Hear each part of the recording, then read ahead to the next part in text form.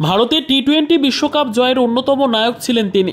চোট আঘাত সমস্যা কেরিয়ারে বেশ ভালো রকম ভুগিয়েছে, যার ফলে টেস্ট ক্রিকেটে ইদানিং তাকে আর দেখা যায় না।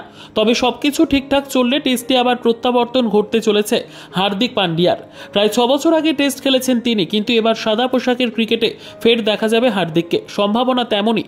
বছরের শেষে অস্ট্রেলিয়া সফরে যাবে ভারত, যার প্রস্তুতি এখন থেকেই শুরু করে দিয়েছেন গৌতম গম্ভীর। চেন্নাইয়ের উইকেটের চরিত্র বদলে বাউন্স রাখা হয়েছে। শোনা যাচ্ছে ঘরের মাঠে টেস্টে ওরকম পিচই রাখা হবে।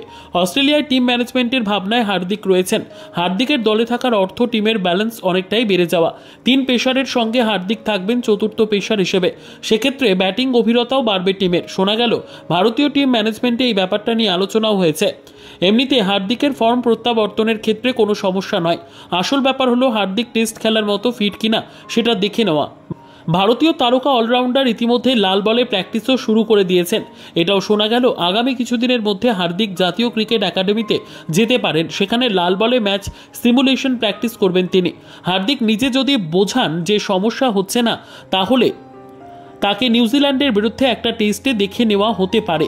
প্রসঙ্গত, চলতি বছরটা আশ্চর্য এক উত্থান পতনের মধ্যে দিয়ে চলেছেন হার্দিক। নাতাশার সঙ্গে তার বিচ্ছেদ নিয়ে জল্পনা শুরু হওয়ার পর নিজেই সেই জল্পনার অবসান ঘটান তারকা ক্রিকেটার।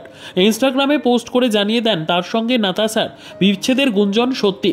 একই পোস্ট করতে দেখা যায় নাতাশাকেও, কিন্তু যুগল জানিয়ে দেন পুত্র অগস্ত্যকে একসঙ্গেই বড় করবেন তারা। ব্যক্তিগত জীবনের এই ঝঞ্ঝা সত্ত্বেও টি-20 বিশ্বকাপে দুরন্ত পারফরমেন্স করেন হার্দিক। এবার টেস্ট দলেও ফিরে আসার সম্ভাবনা তৈরি হলো তারকা ক্রিকেটারের।